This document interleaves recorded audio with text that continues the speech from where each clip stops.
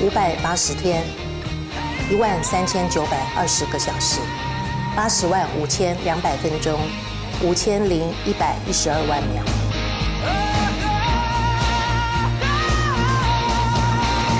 蓝玲珍早，你的投资型保单的那个基金我都已经看过。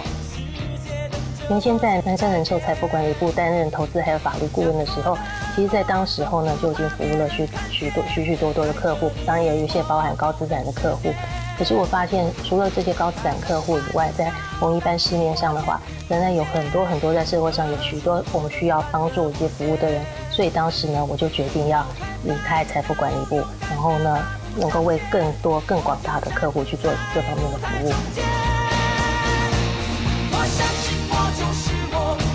当我在帮客户做资产规划的时候，我认为保险公司的商品是可以涵盖客户所需要的一些的资产规划的一个工具。我本身对于服务客户的这种热忱，还有我的专业态度，所以使得客户呢对我的一些的嘉许，都让我觉得自己很有成就感。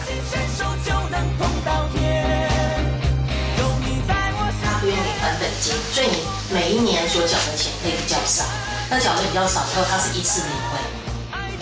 当我在面对每一个准客户的时候，我都是抱持着一种就是要把他当成永远的朋友的这种心态去对待他，然后去关心他、跟他沟通以及协调。我们在做任何事情，我认为说我们在站在对方，也就是客户的立场去考量，认为客户需要是什么，而不是我们想要给他什么。这样子的话，我们往往才能够提供给客户最符合他实际需要的规划以及建议。业务不是运用技巧，是一种面对生命的态度。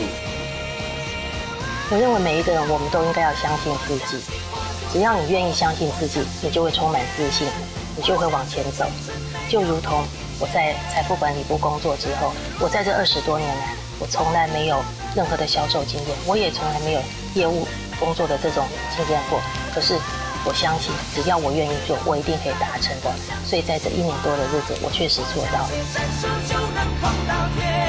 我相信我的工作，我相信我的理想，我相信我自己的心，我相信每一个明天。